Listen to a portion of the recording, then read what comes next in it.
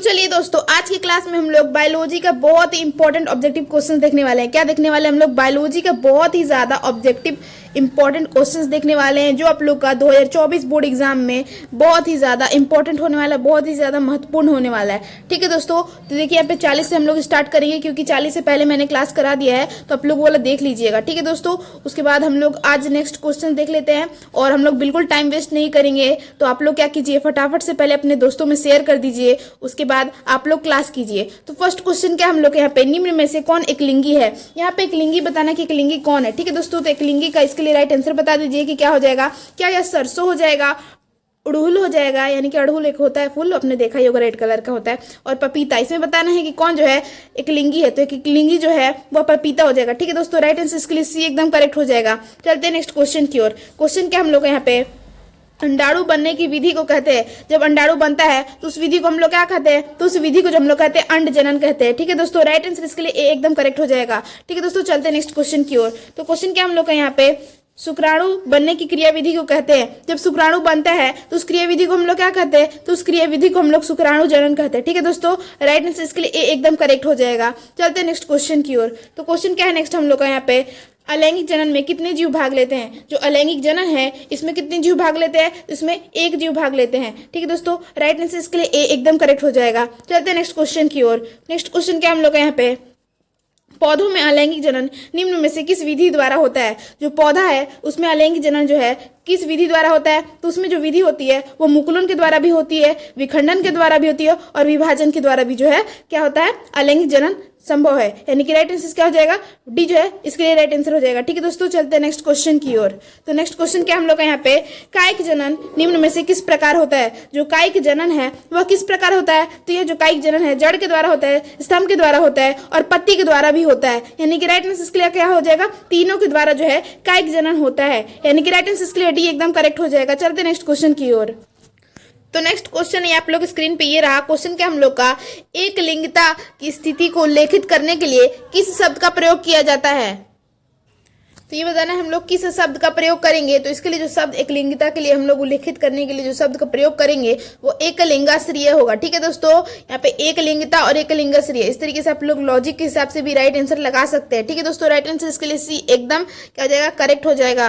चलते हैं next question की ओर। तो नेक्स्ट क्वेश्चन क्या हम लोग यहाँ पे, द्युनिषेचन का परिणाम होता है। जब द्युनिषेचन होता है तो इसका परिणाम क्या होता है? तो इसका जो परिणाम होता है वो भ्रूणपोष बनता है। ठीक है दोस्तों, जब द्युनिषेचन होता है तो भ्रूणपोष का निर्माण होता है। यानी कि राइट आंसर इसके लिए सी एकदम करेक्ट हो जाएगा। चलते हैं नेक्स्ट क्वेश्चन की ओर। तो नेक्स्ट क्वेश्चन क्या है, आप लोग स्क्रीन पे यहाँ पे, बीजाणुओं द्वारा जनन करने वाले पौधे जैसे मॉर्स, फर्न सामान्यतः किस समूह में रखे जाते हैं? तो कौन से समूह में रखे जाते हैं? ये जो समूह में रखे जाते हैं वो क्रिप्टोगेम्स के समूह में रखे जाते हैं। ठीक है दोस्तों, किस में रखे जाते हैं? क्रिप्टोगेम्स के समूह में या रखे जाते हैं। यानी कि राइट आंसर इसके लिए सी एकदम करेक्ट हो जाएगा। चलते हैं नेक्स्ट क्वेश्चन की ओर। तो नेक्स्ट क्वेश्चन क्या हम लोग यहाँ पे, साइकस में परागण होता है। जो साइकस है इसमें परागण जो है कितनी कोशिकीय अवस्था में होता है ये बताना है हम लोग को। तो ये जो साइकस में परागण होता है यह 3 कोशिकीय अवस्था में होता है। ठीक है दोस्तों, राइट आंसर इसके लिए एकदम करेक्ट हो जाएगा। बहुत इंपॉर्टेंट क्वेश्चन है दोस्तों, तो आप लोग इसको अच्छे से याद कर लीजिएगा, बिल्कुल इसको मिस मत कीजिएगा। ठीक है दोस्तों, नेक्स्ट क्वेश्चन क्या हम लोग का, एंथीसिस की परिघटना आधारित है यहाँ पे। ठीक है दोस्तों,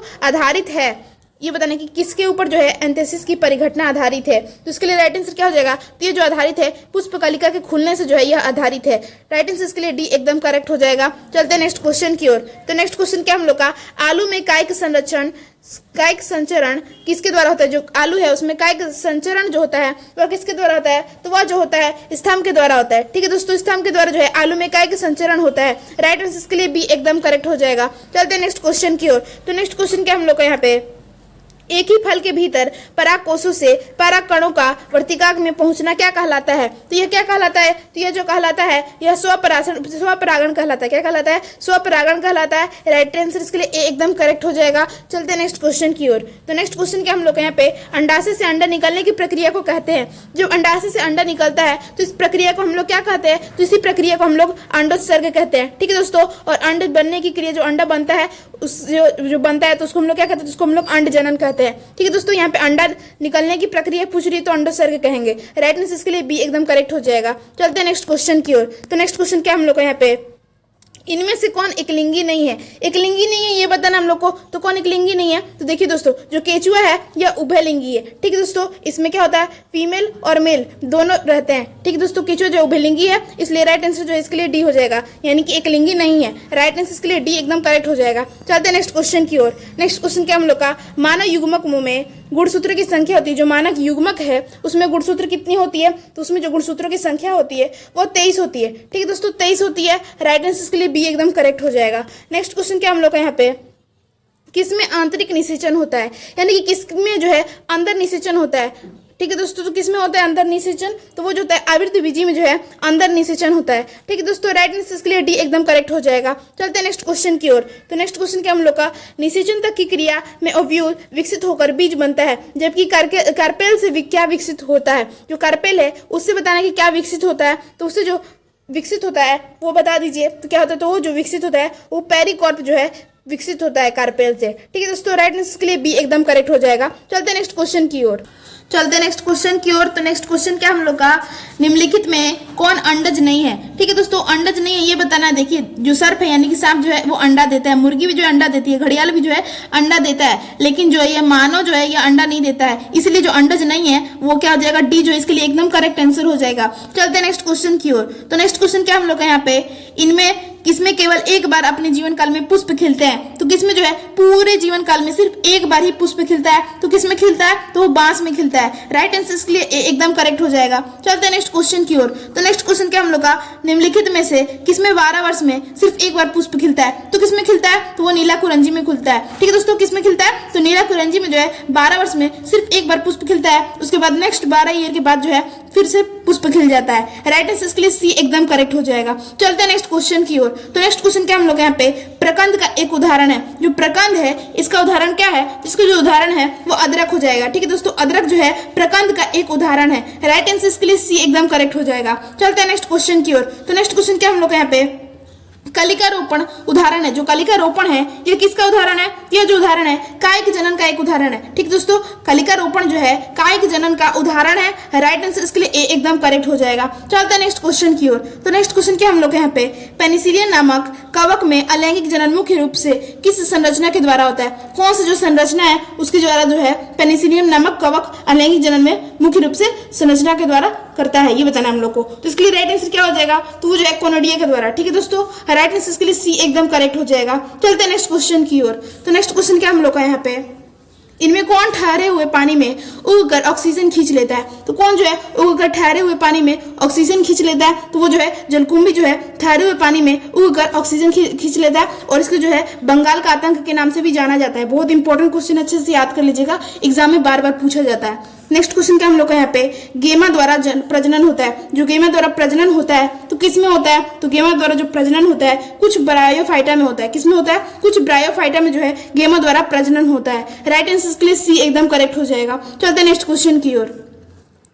तो नेक्स्ट क्वेश्चन क्या हम लोग का, मानव मादा में अंडे का निषेचन कहाँ होता है? जो मानव मादा होती है उसमें अंडे का जो निषेचन होता है वो कहाँ होता है? तो वो जो होता है फैलोपियन नलिका में होता है, यानी कि राइट आंसर इसके लिए डी एकदम करेक्ट हो जाएगा। चलते हैं नेक्स्ट क्वेश्चन की ओर। तो नेक्स्ट क्वेश्चन क्या हम लोग यहाँ पे, मानव नर में शुक्राणु भंडार किस जनन अंग में होता है? जो मानव नर होता है उसमें शुक्राणु भंडार जो होता है किस जनन अंग में होता है, ये बताना हम लोग को। तो वो जो होता है एपेंडिमिस में होता है। किसमें होता है? एपिडिमिस में होता है। ठीक है दोस्तों, एपिडिमिस में जो है शुक्राणु भंडार जनन अंग में होता है।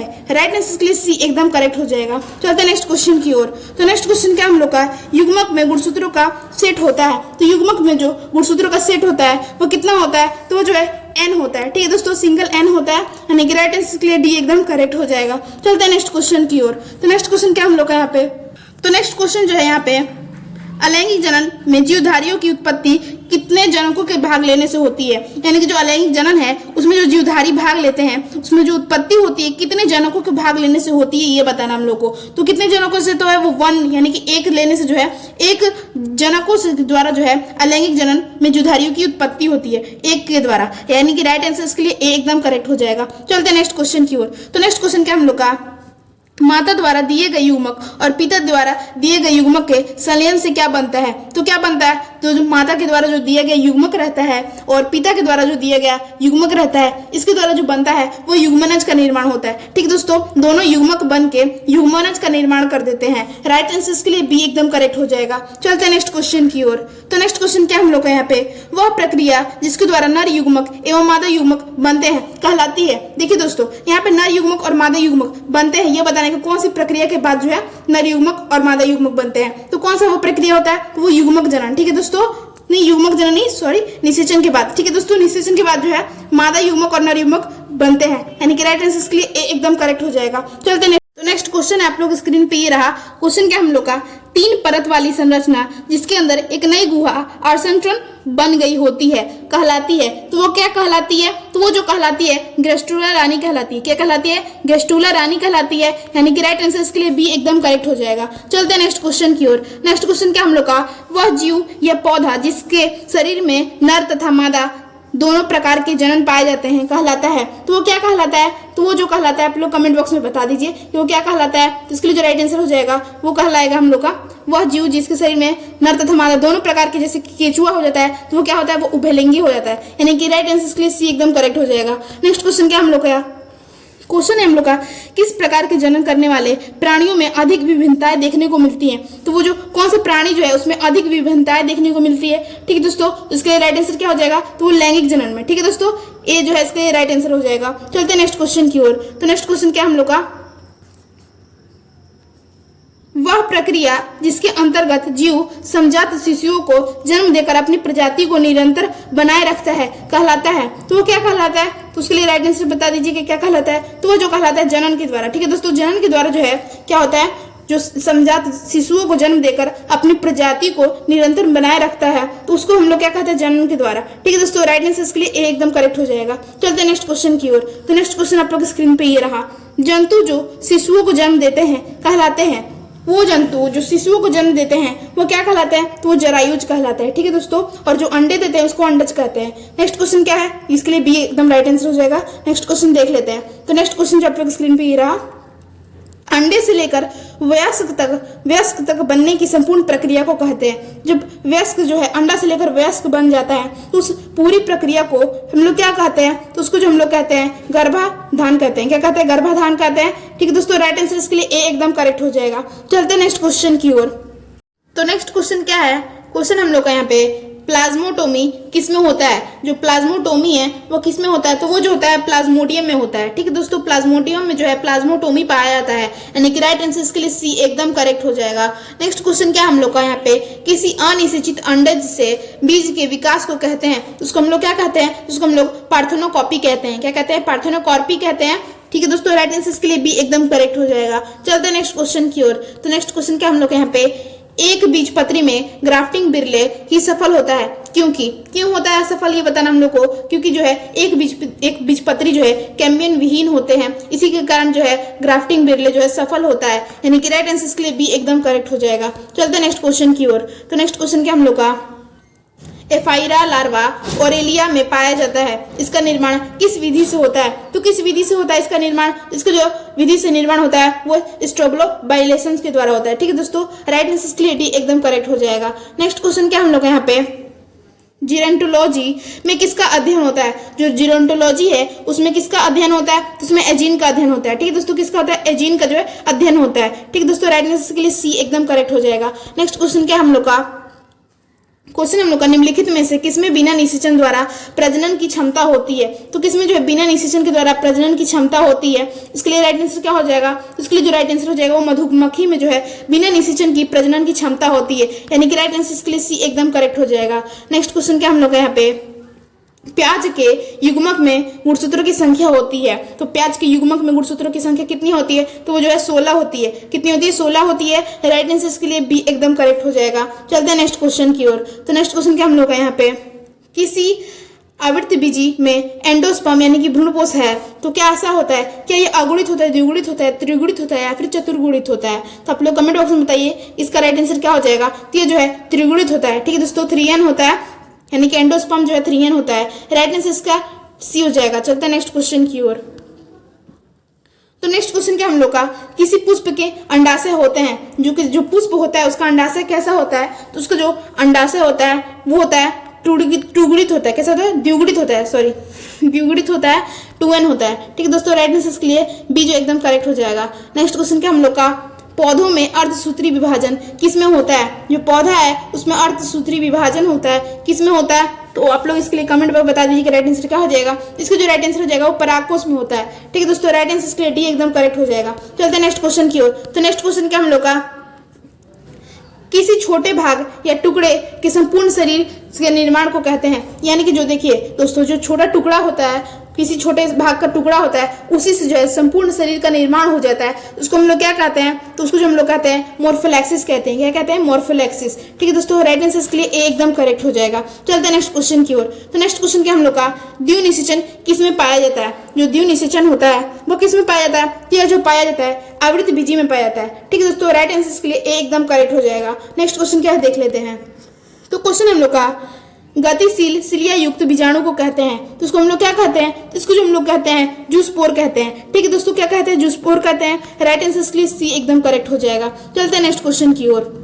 क्वेश्चन क्या हम लोग का, यदि दो युग्मक देखने में समान लगे तो कहते हैं, उसको हम लोग क्या कहते हैं, तो उसको जो हम लोग कहते हैं आइसोटोगैमेट्स कहते हैं। ठीक है दोस्तों, जब दो युग्मक देखने से समान लगे तो उसको हम लोग आइसोटोगैमेट्स कहते हैं। यानी कि राइट आंसर इसके लिए ए एकदम करेक्ट हो जाएगा। चलते हैं नेक्स्ट क्वेश्चन की ओर। तो नेक्स्ट क्वेश्चन क्या हम लोग का, यहाँ पे मानव के अर्धसूत्री विभाजन कोशिका में गुणसूत्रों की संख्या होती है, तो कितनी होती है, तो वो 46 होती है। ठीक है दोस्तों, राइट आंसर के लिए डी एकदम करेक्ट हो जाएगा। चलते हैं नेक्स्ट क्वेश्चन की ओर। तो नेक्स्ट क्वेश्चन क्या हम लोग का, कोई भी प्राणी, एक अपवाद होगा यहाँ पे, को छोड़कर अमर नहीं है। तो देखिए दोस्तों, अमर नहीं है यानी कि बताना है, ये सारे तो है अमर नहीं है, लेकिन जो एक कोशिका जीव जो है यही जो है अपवाद है। यानी कि राइट आंसर के लिए ए एकदम करेक्ट हो जाएगा। तो नेक्स्ट क्वेश्चन क्या हम लोग यहाँ पे, संतान जो लगभग एक दूसरे के आइडेंटिकल हो, साथ ही उनके पेरेंट भी आइडेंटिकल हो तो कहलाता है। तो उसको हम लोग क्या कहते हैं, तो उसको हम लोग क्लोन कहते हैं। ठीक है दोस्तों, और आप लोग का सब्जेक्टिव में 2 नंबर में सवाल पूछ देगा कि क्लोन किसे कहते हैं, तो क्या आप लोग बोलेंगे, संतान जो लगभग एक दूसरे के आइडेंटिकल हो, साथ ही उनके पेरेंट भी आइडेंटिकल हो तो कहलाता है, उसको हम लोग क्लोन कहते हैं। ठीक है दोस्तों, राइट आंसर के लिए डी एकदम करेक्ट हो जाएगा। चलते हैं नेक्स्ट क्वेश्चन की ओर। नेक्स्ट क्वेश्चन क्या हम लोग का, गैमेट के निर्माण को कहते हैं। जब गैमेट का निर्माण होता है तो उसको हम लोग क्या कहते हैं, तो उसको हम लोग गैमेटोजेनेसिस कहते हैं। क्या कहते हैं, गैमेटोजेनेसिस कहते हैं। यानी कि राइट आंसर के लिए एकदम करेक्ट हो जाएगा। नेक्स्ट क्वेश्चन क्या है देख लेते हैं। तो क्वेश्चन हम लोग का, निम्न में से कौन उभयलिंगी श्रेय पादप नहीं है। ठीक है दोस्तों, तो उभयलिंगी श्रेय पादप कौन नहीं है, तो वो पपीता हो जाएगा। ठीक है दोस्तों, राइट आंसर के लिए ए एकदम करेक्ट हो जाएगा। चलते हैं नेक्स्ट क्वेश्चन की ओर। तो नेक्स्ट क्वेश्चन क्या हम लोग का, जब संतति की उत्पत्ति एकल जनक द्वारा होती है तब वह कहलाता है। तो क्या कहलाता है, तो आपको मैंने पहले ही बताया था कि जब एकल जनक द्वारा जो है यहाँ पे जनन की संतति होती है, एकल जनक द्वारा होती है, तब वो जो कहलाता है वो कहलाता है अलैंगिक जनन कहलाता है। ठीक है दोस्तों, राइट आंसर के लिए बी एकदम करेक्ट हो जाएगा। चलते हैं नेक्स्ट क्वेश्चन की ओर। तो नेक्स्ट क्वेश्चन क्या हम लोग का, अंड प्रजक है। ये बताना कि अंड प्रजक कौन है, तो मुर्गी अंडे देती है, सांप अंडे देते हैं और मगरमच्छ भी अंडे देते हैं। यानी कि राइट आंसर क्या हो जाएगा, इनमें से सभी हो जाएगा। ठीक है दोस्तों, डी जो इसके लिए एकदम राइट आंसर हो जाएगा। तो क्लास यहीं तक की थी, क्लास खत्म हो चुकी है। आप लोग को क्लास कैसी लगी आप लोग कमेंट बॉक्स में बताइएगा। क्लास अगर अच्छी लगी हो तो लाइक करना बिल्कुल ना भूले, और आप लोग चैनल पर नए हैं तो सब्सक्राइब करके ही जाइएगा। ठीक है दोस्तों, सब्सक्राइब करके ही जाइएगा और अपने दोस्तों के साथ शेयर जरूर कर दीजिएगा। ठीक है दोस्तों, शेयर करना बिल्कुल ना भूलें और अपने दोस्त लोग को भी बुलाएं। और आप लोग को फ्री पीडीएफ लेना होगा। ठीक है दोस्तों, फ्री पीडीएफ लेना होगा तो आप लोग जो है हमारे टेलीग्राम चैनल से जरूर जुड़ जाइएगा दोस्तों। लिंक जो है टेलीग्राम चैनल का डिस्क्रिप्शन बॉक्स में दिया हुआ है। Thank you for watching this video.